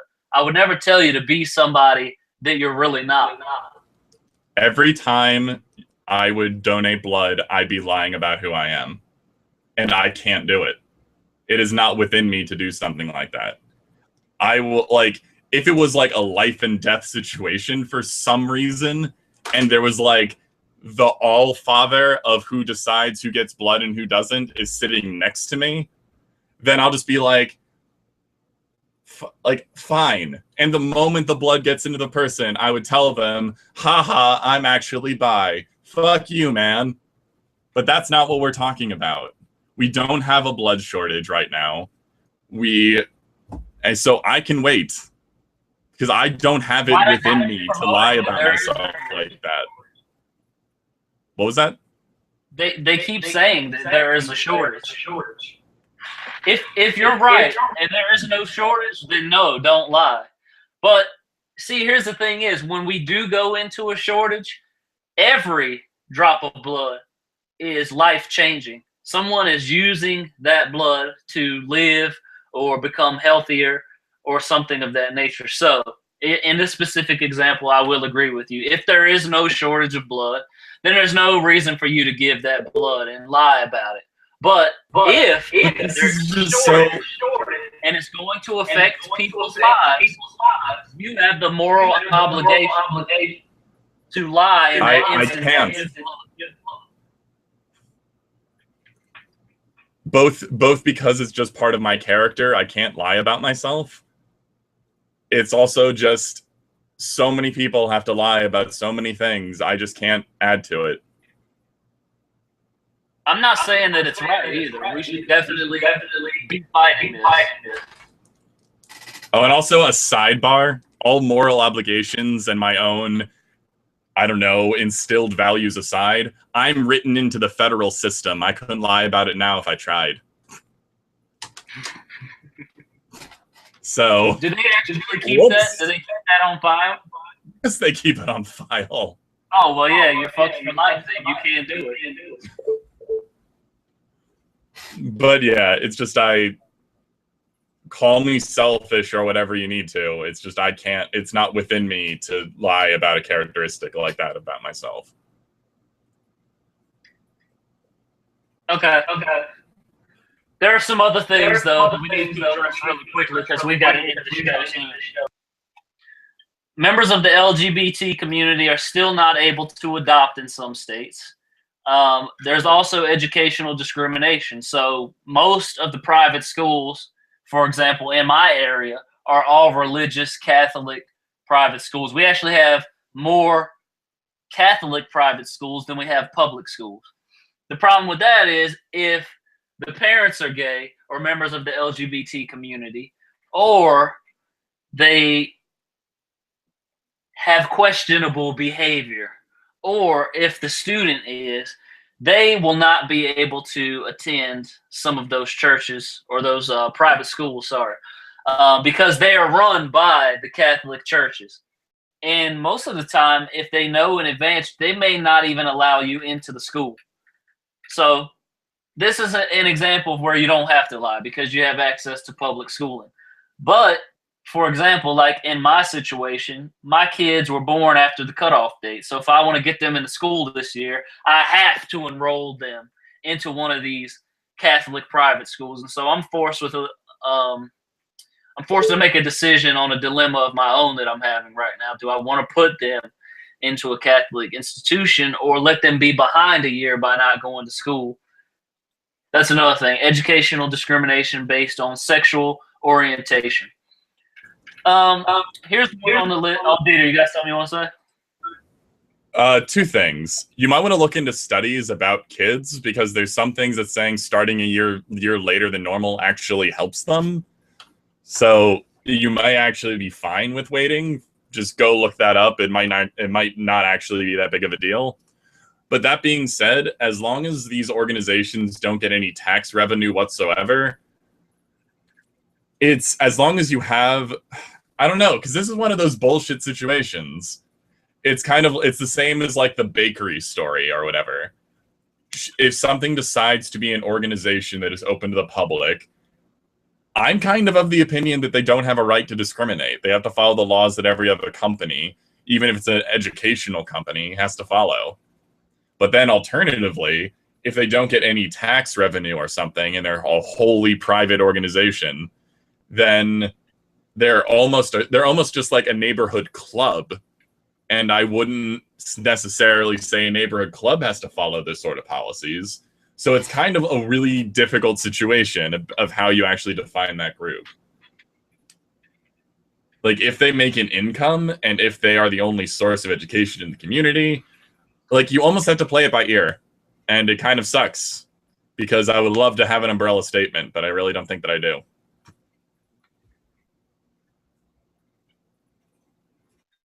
Okay. Next, we have members of the LGBT community are not allowed to live in certain communities. I also reported on this in the persecution of the LGBT community because the Fair Housing Act does not lend protection to members of the LGBT community when they are purchasing, renting, or even leasing on the basis of their sexual orientation. Now, there are, according to this list that I'm looking at right now, a lot of states who happen to not be Bible Belt states where they don't allow it. But there are a lot of states that are still allowing this nonsense to exist where you can be even removed from a community just for being a member of the LGBT community. Here's another thing I have on the list. Boy Scouts. Now, I know that there's some situations where LGBT members are not able to be Boy Scouts. And if they are able to be Boy Scouts, they're not able to be leaders of the Boy Scouts. And so that's another thing that we need to work on because, you know, you don't want your child to be a part of a bigoted community. But there are some communities, such as the Boy Scouts, that could be beneficial to children if we allowed them to, or really forced them to be more accepting. Now, as far as I know, this last one is still in the air as far as I know because I haven't seen anything lately on it. I have to ask Dieter about this one. But are transgenders still not allowed to serve in the military? Oh, I don't even know. That would be interesting. I think they could make, and I think what's really unfortunate is that even if it's bullshit, they could make an argument for it. Like transgender people might need special like medications or something, and they would probably use that against them, even though that's complete bullshit because you can already get medications to soldiers. But I don't know. I think there would be an argument against it, and it would be super shitty because it's a bullshit argument. So in layman's, yeah, I would not be surprised if they were banned, but I don't know. Yeah, I agree. I think this is also an issue where we have to approach it very carefully because the sexual assault statistics, violence statistics, just against women, for example, in the military, are sometimes double, even triple, quadruple what is in the civilian world. And so we need to fix these issues before we put transgender people in a situation where they will be victimized. I mean, you could pretty much make an argument that they would be guaranteed to be victimized in the military. Now, do we think it's bullshit? Absolutely. You should be able to serve in the military if that's what you want to do. But a thing that you mentioned about reasons why they might not allow it, I also kind of wanted to touch on that really quickly as well, because there seems to be a lot of issues in the news lately with the whole where do transgenders go to the bathroom at? And you see people coming out like Klingenschmidt and Santorum, and they're like, oh, no LGBT transgender person going to be coming in my bathroom. I just want to say, I'm pretty sure I can speak for all transgendered people when I say this, but they're not fucking going to the bathroom to fuck with you when they go to the bathroom. They got to go to the fucking bathroom, okay? You may get like the fringe person who's like going in the bathroom to tap somebody's foot, but in all the cases that we've seen of people doing that, it's been people who have been anti-gay in the beginning going in bathrooms doing that. So don't try to project that onto other people because maybe they do need their own bathroom, or maybe they just need to go into the bathroom with the gender that they identify with. People got to go to the fucking bathroom, okay? And if you're one of those people that is making it awkward for them or saying all these really terrible things about them, then you're the lowest of the low, in my opinion, because you actually think that someone is going into the bathroom to mess with you, and they're not. Why do they have to? Like, go ahead. No, go ahead. The thing that just baffles me is, like, I don't know about the rest of you guys, but when I'm in the bathroom, I barely make eye contact with people. Like, the last thing I want to do is, like, draw more attention to myself. Because it's like, I'm in there to do a particular number of activities, none of which I want an audience for. So it's just kind of ridiculous that they think it's like, oh, if you're a transgender person, you're somehow going to make the sanctity of the bathroom just implode on itself. It's like, come the fuck on. If you are so, like, are you people going into the bathroom just like, I'm going to count the number of dicks I can see today? It's like, good for you, but that's just kind of creepy. So it's like, well, now there's going to be something extra in there, and I'm just going to be all confounded and not know what to count that as. It's just like, there's something wrong with you. There's something wrong with your desperate need to see what's going on in people's pants. I know, like, a big argument that's been going on, because obviously what I'm saying is very, like, hyperbolic? Hyperbole. Whatever, you know what I'm trying to say. It's a little bit over the top. But there's been a lot of, like, legitimate arguments that it's going to mess with kids, and kids won't be able to handle it. Guess what, people? Kids don't give a damn. They're also in there to use the fucking bathroom. It's not like... Grow up! How hard is this to understand? The most people would ever deal with is they're just like, hey, wait a second. Isn't that the kid that used to go in the other bathroom? Oh, wait a second. I don't want to spend any more time in here because it smells awful. And then they move on with their day. The worst thing that would happen is bullying to the person that is in that bathroom. And this doesn't matter which bathroom they go into, mind you. It's not like their original gender or the gender that they were born with, rather, or whatever terminology you're using. The other people in the other bathroom, like, there's no guarantee they're going to treat them any better.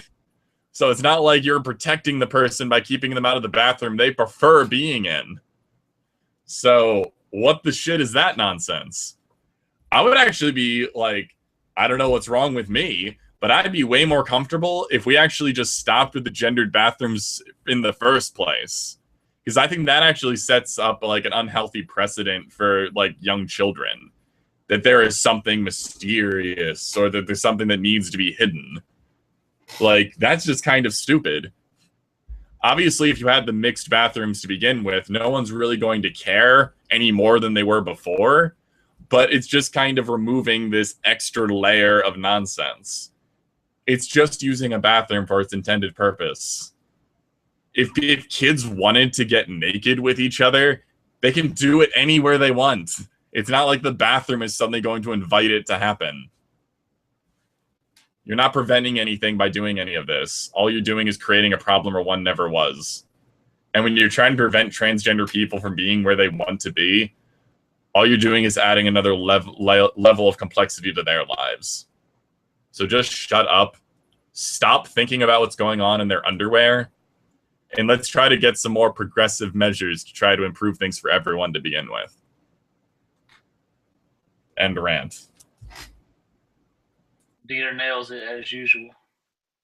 All right, so as we mentioned, I think that was like 7 or 8 things that need to be still addressed. So yes, we're gaining ground. We're making accomplishments and achievements and acceptance for these people, for giving them guidance, giving them resources that they need. But there's still things that we're still fighting for, and hopefully one day in America, because here it seems that we're always the last. You know, we're the last to give civil rights. We're the last to give women the right to vote and hold office and do all of these other things. Hell, we've still even got like 7 or 9 states that don't allow atheists to run for office on the books. So there's still things that we need to address. With that being said, we're going to head into my favorite segment of Reason. Hypocrite of the Week! Woo! This week's Hypocrite of the Week is going to a pastor who recently got caught up in a sex sting in which officers kind of put out there on Craigslist or some site like that where they can get sexual favors from an escort. It was Backpage.com. Never heard of that, but hey, that's it. I'm going to share this screen share with you, and then we'll talk about it a little bit. I'm pretty sure I'm not the only one that's relieved that for once it's not a story about children being molested or raped. Yes, not saying that's not going on, and us not talking about it doesn't mean it's not happening. But damn, my heart can only take so much. Yeah, I was getting really depressed with that. All right. So as you can see here, Christopher Westlake 47 years old, was arrested Wednesday. He's been charged with soliciting a prostitute. Now, he was a president of global service at Gerber Scientific and has been active in fundraising across the county for charities. And he also said he's passionate about family and friends and about making a difference in his profile on the United Way of Larimer County's website. Now, here's the thing about this, is that this pastor, who is supposed to be the moral precedent in his community, has been caught up in a sex sting operation for $50. You mean to tell me you're not getting enough money out of your congregation that you are out there soliciting favors? Now, it may not have to do with the money, but here's the thing, because some of these people on this list, I think there was 8 individuals, they also accepted that they would be that they would also could be paid for their involvement in there. That's what I forgot to read. I forgot to scroll down and read that. But if you guys check that link out, it's also on Raw Story, that they were offered payment for their interaction. And I think 7 of the 8 accepted that. And so, you know, what you're telling me is you're not mooching off of your congregation enough that you would accept an offer for sexual services for $50. That's a new low for pastors. I'm sorry, but it is. Whether he's paying $50 to get it, or he's or he's getting paid $50 to do it, it's still an all new low for pastors. And how are you going to be the representative of your community? And what was the church? First United Methodist Church. Oh, it's more. Was he was also a student graduation interventionist. Wow, it just keeps getting better and better for this guy. So anyway, Dieter, you have anything you want to say about this guy? Let me say too, really quickly, I happen to be liberally minded when it comes to the fact of prostitution. You know, people are going to do it anyway. It's the world's oldest profession, so supposedly. And I think that we should legalize prostitution. If someone is willing to sell their commodity for money, then I think that they should be able to do it. And I think that we'd probably end up with a lot less crime and a lot less events like this if we allowed that to go into effect. What do you think, Dieter? I know Dieter's got a study he's getting ready to quote. The exact opposite. Oh, okay. Every single place that I've ever made note of that legalizes any form of prostitution, that doesn't eliminate crime in any way. In some places, it actually grossly increases it.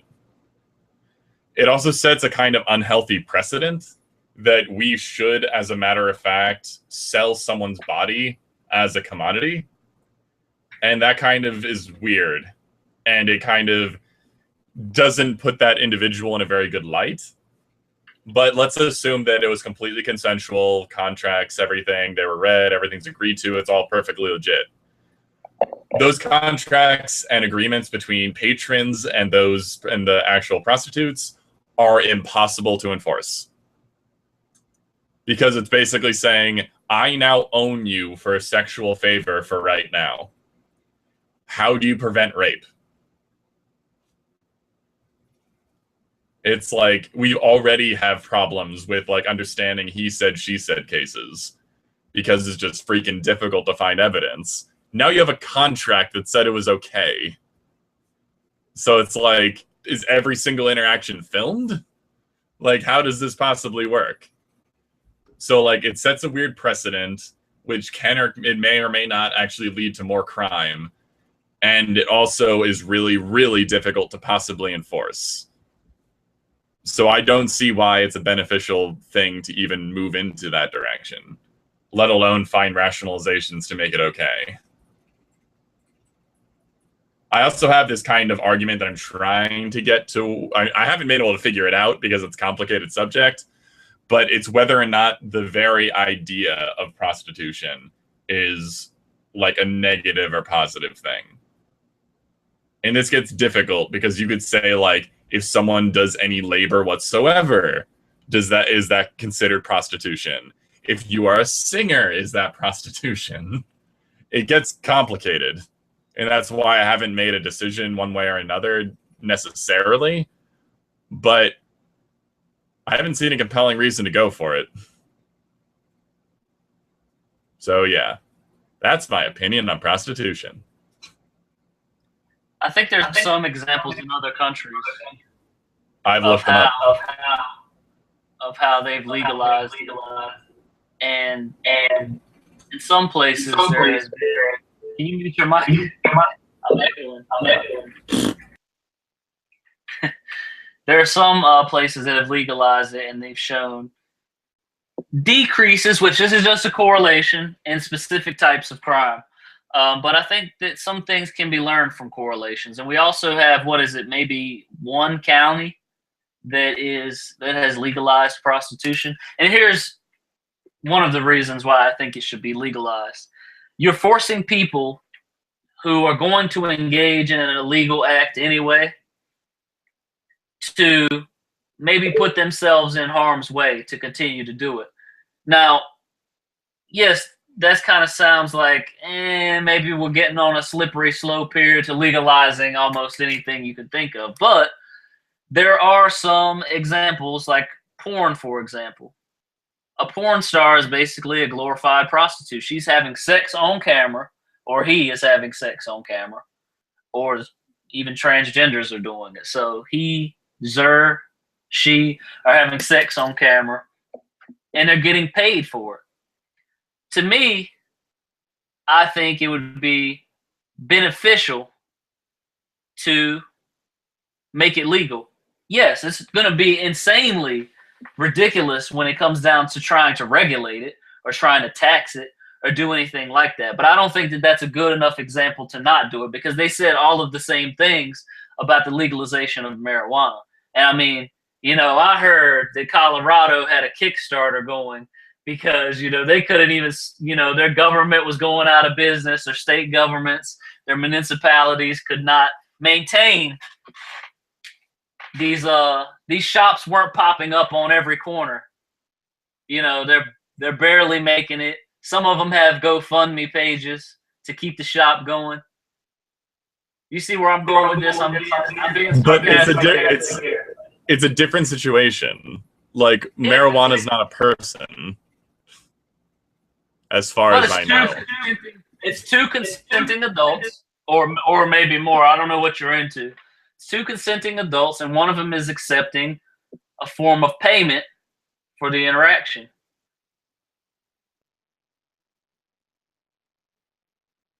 This is where you comment. I'm allowed to think about things. No,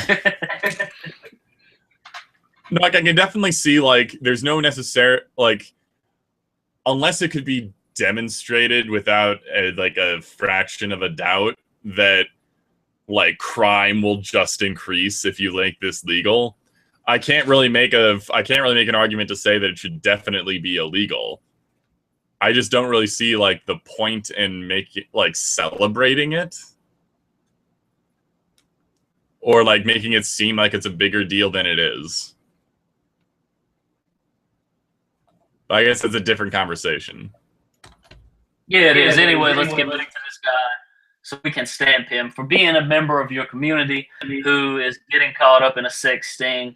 You're going to be stamped with Hypocrite of the Week, because I can go off on a tangent here and name numerous examples where the Bible tells you not to be sexually promiscuous.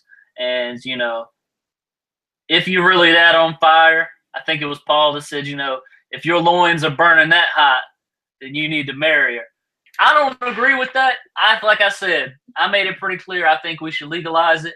But because he believes in a religion and preaches this religion and teaches this religion to other people, while he's claiming this exemption from demonstrating his morality in a negative way, and he's still demonstrating his morality in a negative way when it comes to these specific contexts of him being a pastor. we got to stamp him with hypocrite of the week, because you shouldn't be going to no motel, hotel, Holiday Inn to be getting no favors or to be given favors that you're going to be getting paid for. I'm pretty sure the members of your congregation would not be so accepting of that. Dieter, you got your mallet? I actually don't. I have no idea where the fuck I went. Darn. What can we stamp him with? I'll stamp him with my cup. Oh, Hypocrite shit. of the week. Got him with the gym cup. Now, I think All right. the chat wants us to continue this conversation because they kind of went really into it. I wanted to add that I really recommend people look this sort of stuff up, because the part of the issue is when you legalize this like prostitution, it allows existing pimps to now hide behind laws as opposed to basically being outright illegal. Already, when it's illegal, it's really hard to get people arrested, but now they have laws to protect them. I don't think that it protects them. I don't see why it wouldn't. But you're like, now I'm an official brothel, as opposed to, I don't know, wherever pimps live. No. When we legalize it, if we ever legalize it, we can put that out there. You know, that it's still 100% wrong and illegal to human traffic someone, which is basically what being a pimp is. You're human trafficking. It's a form of slavery. And, no, I agree. And human trafficking doesn't slow down just because you make it legal. Now you have laws that you can use to your advantage. But we're saying legalize prostitution and still punish pimps and max and players. I don't know what these strange street lingo means. I don't really want to get into that because we're supposed to be talking about this. That guy's hypocrite of the week. I agree, because regardless, it's like, at least say it's okay for everybody to do it. Don't go condemning others for the actions you partake in. That makes you a hypocrite.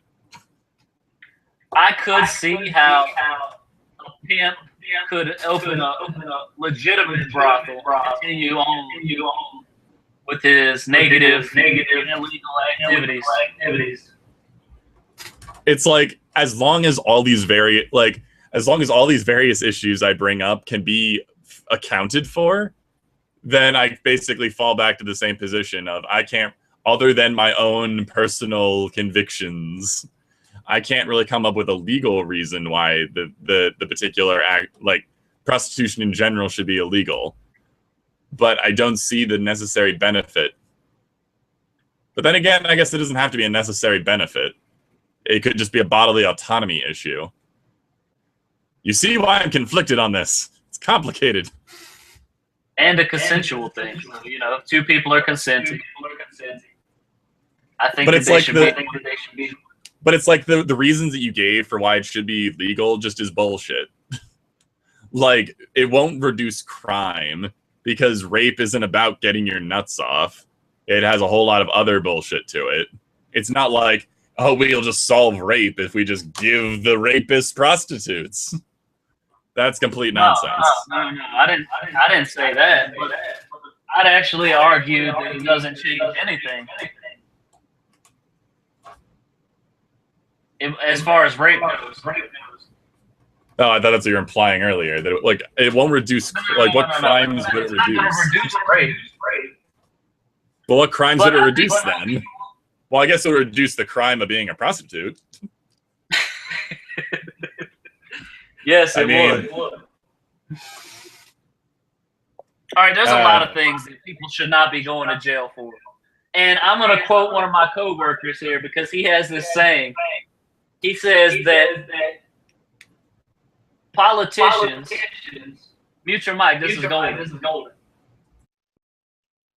Politicians are 3 steps below prostitutes Because at least with a prostitute, you know what you're getting, what you're paying for. You know what you're paying for. With these politicians, you don't know. And so with that, I'm done with my argument on this. If we're going to pay these politicians thousands, hundreds of thousands of dollars to fuck us without us knowing it, why can't we pay $50 to go down to the local shop and buy a coffee with a happy ending? What the fuck kind of coffee are you drinking? It might be some... Wait. It might be some hot coffee. Like 5 people watching will understand what that means. Moving on. Let me say this, though. When I was in Korea, I got a glimpse of the town, I guess. And I'm pulling that coffee example from a shop that I actually went to. The guys were like, yeah, we woke up, it was like 11 or 12.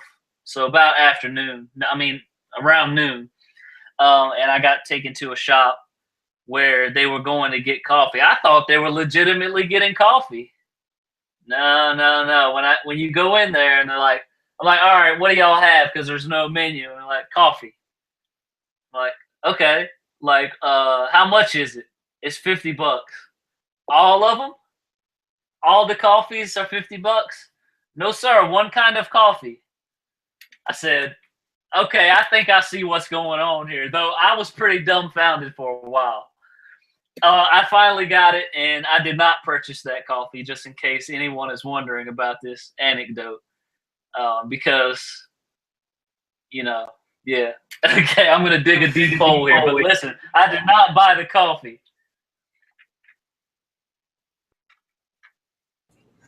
My entire thought was just like, oh, you. I mean, I was really dumbfounded, like scratching my head and everything. Like, what do you mean there's only one kind of coffee? You mean I can't get flavors in my coffee? All the coffee is the same price? You can get something in your coffee, apparently. Yeah. All right. Well, anyway. So the last layer of complexity I wanted to add to this conversation before I think we have to move on is the idea of, like, I know it's kind of one of those like so there kind of arguments, and I'm not using it like that. I know there's nuance to it, so don't go saying I'm being something I'm not. But it's the idea of, would you want to be a prostitute, or would you want your kids or someone you love to be a prostitute? It is kind of one of those situations. If someone is going to pay me to have sex, I'm going to be a fucking prostitute. This is why I had to preface this comment so much. Here's another example, too. Take strip clubs, for example. And I think that the way people are loosely defining sex nowadays and rape, and not to make light of any of this, but we have such a loose definition.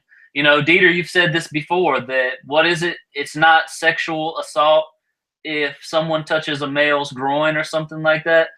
And so we have these really up and down wave-like definitions of things. That would be sexual assault. It wouldn't be rape if a woman mounts a man. Okay, yeah, that's it. It's so only penetration. If it's not penetration. It's not rape if it's not penetration. It's just ridiculous. But to be fair, that's not like the legal crime definition. That's just a certain kind of definition used in some lawyer talk. It's bullshit that it exists at all, but it's not like the be-all, end-all definition. But anyway, the reason I gave that original comment is just the idea of just reflecting on what the profession actually means to you, and just kind of think about that. Because that's kind of where I am right now.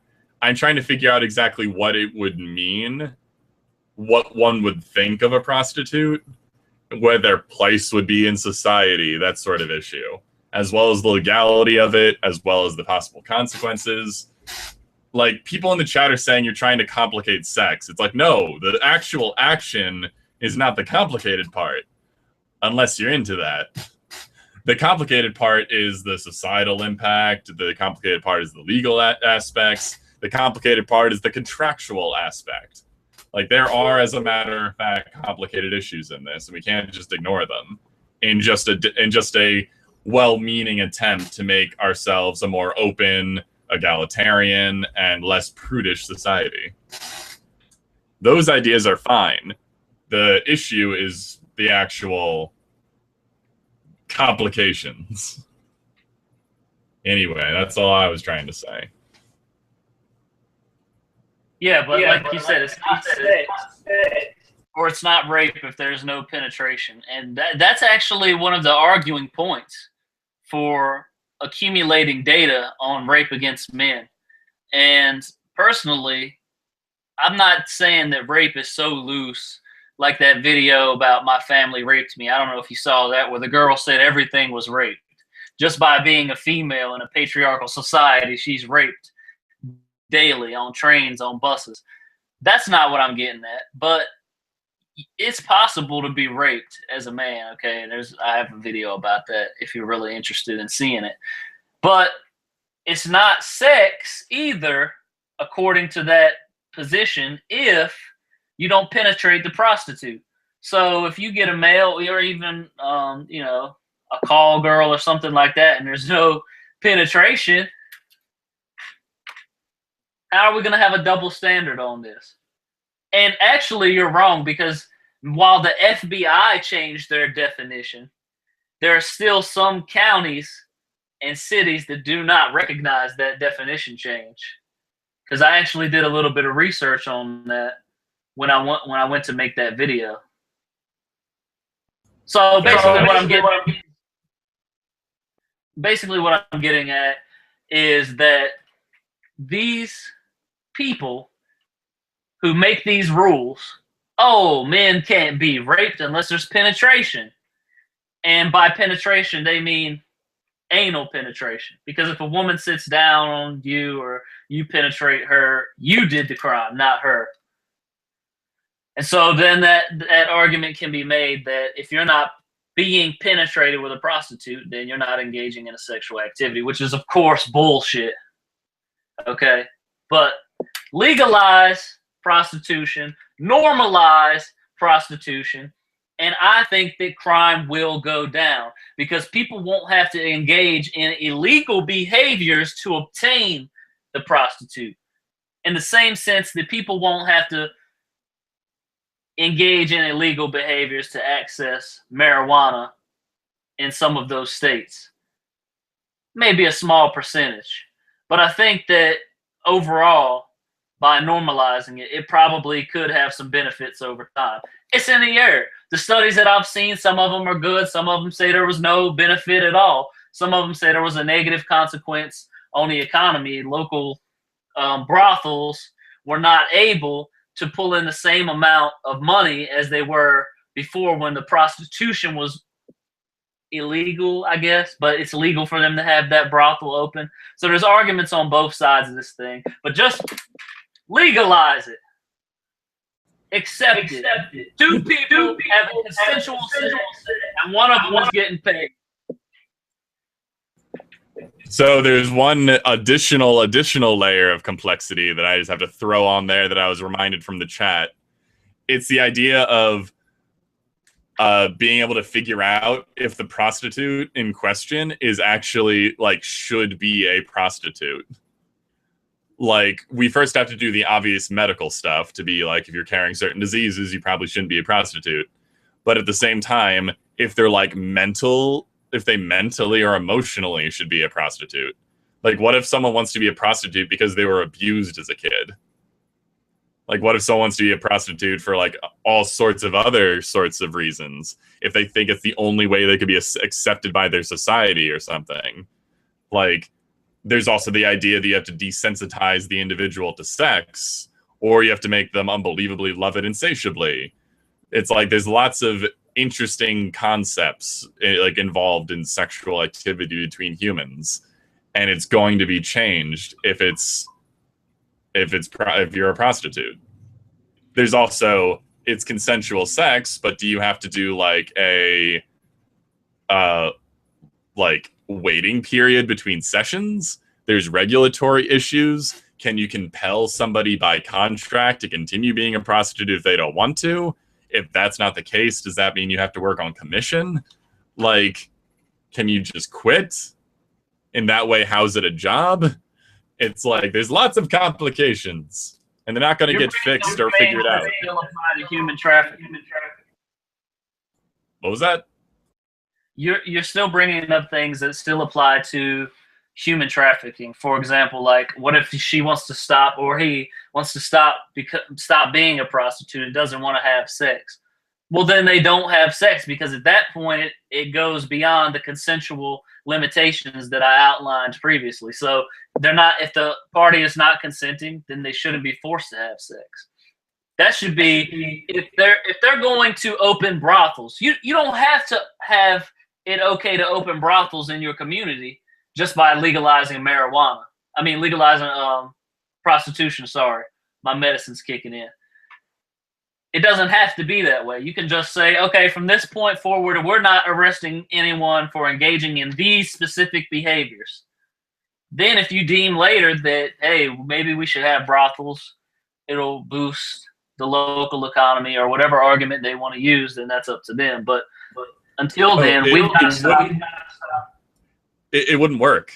Like, if you had a business model where your employees could leave at any time, and basically there's no way to adequately disclose profits, like, that's not a business model that's sustainable. It would have to be nothing but government-run brothels that are paid by taxes. What do you mean by they couldn't leave at any time? Like, I'm saying, like, obviously, if it's a consent issue, then someone should have the right to leave at any moment through the transaction or at any point during their career. Like, that would be what you would have to do if this is a solely consent issue. But if that's the case, then you have a business where your employees can just leave at any time. That's not a sustainable business model. That's why when you write contracts, it's like 2 weeks notice. You're not allowed to have a 2 weeks notice when continuing your job means you get raped. So it's like, so it's, for the person that said in the chat that this isn't complicated, you haven't thought about it enough. It is pretty complicated. When has anything not been complicated? Apparently sex, and I don't know what sex this guy's been having with magic fairy tale prostitutes. Who are you talking about? Someone in the chat? I'm not going to disclose their name. I'm not a jackass. Anyway, I think so based on the principle that it's two consensual adults. We can put all the regulations in the law, like, hey, we're not going to be forcing people to have consent.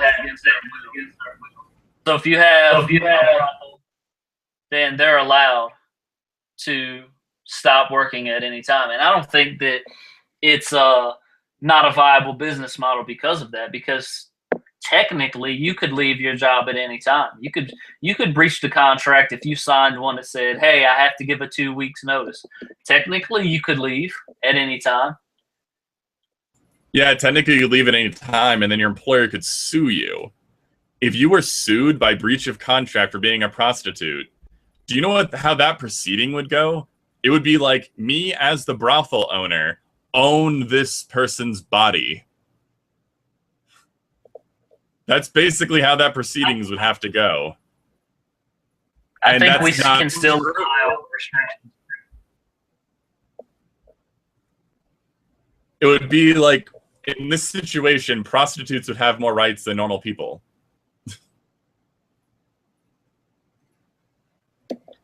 Which is weird and confusing. They would definitely have the same rights as everybody. I would say they definitely deserve the same rights as everybody. So I think the idea of, like, the reason it's criminalized right now, like, initially I would say that decriminalizing would be a great idea. But the problem is the reason it's criminalized at all is as a deterrent to the various things that prostitution being illegal leads to, like human trafficking. Like if you made it just legal, then they would just be like, all right, we're just going to keep trafficking people in because now we don't get caught. Now all the ladies or men who are ever being shipped in, if they get caught prostituting, they just won't get in trouble. They still were trafficked in. So the crime was still happened, just no one will get in trouble for it anymore. Well, you could. It doesn't mean that police forces need to suddenly abandon prostitution. It still needs to be treated the same way that, like, for example, human trafficking is. Because of course, there's going to be a lot of nuances about this, but just legalize it, man. Like, the thing is it's not that easy. Just say, we're going to stop arresting Johns and prostitutes for engaging in this behavior because they're two consensual adults. That's it. That's all that the law has to say. It doesn't mean that suddenly police can stop investigating these cases of suspected human trafficking or anything of that nature. It kind of does. Like if you decriminalize the carrying or of the smoking or of anything of any illicit substance such as marijuana, then I had fun saying it like that. If you decriminalize marijuana everywhere, then the growing of it stops being a crime. Like you can't make the growing of like it's really difficult to make the growing of something a crime, but the having of that something not a crime. Even though I think that exact thing has happened. So I might have actually just disproven my own point. Scott Wilson said, look, you can leave a job in Canada at any moment because this 2-week clause is institutionalized slavery. Welcome to America. Do you agree with that? It's mostly just contracts. It's a lot of the time they demand a 2 weeks notice, basically, so they have a chance either for you to change your mind or to find a replacement for you. Because some jobs are either very time sensitive or they actually require you as a person to finish the project. I don't really know why they do it that way, because if I had 2 weeks left and I know I was quitting, I have no obligation to finish what I was doing. But apparently it works sometimes. Okay, I but think really, we went on. Yeah, that's a different subject. Yeah, we went on and on. Let's end the show. Fine. I just want to point out that it's not. I'm still on the fence with this subject because of all the freaking complications. So I'm open either way. Anyway, Okay. do I want to give a spiel, or how are we ending it? I'm just gonna say, don't forget to tune in every Sunday night at 9 p.m. Eastern for this show. Don't forget to check out my channel. Check out Dieter's channel. Check out the prototype channel. Check out the Godless Engineers channel. And as always, we thank you guys for watching. We thank you for supporting our show every Sunday night. And we're happy to have familiar faces or names show up in the chat. And we're happy that we're able to answer your questions and things like that. We hope you tune in next Sunday night at 9 p.m. Eastern. And I think that's about it. Is that right? All right. Thank you all for coming by. Be sure to post in the comments below if you're Team Dieter or Team Aeolus. We have to get the numbers. We have to see how this turns out. And also, I don't think I actually revealed in a video before of my sexuality. And it's actually a huge load off my chest. So thank you all for participating in that moment. It was very gratifying. So thank you all for your support as well. Bye-bye. Are you sure you haven't revealed that before on the show? Not this much. I probably mentioned it, but more in passing. Okay. Regardless, I feel great. But we are interested in which bathroom you want to go into. That's a joke. All right, we thank you guys for watching.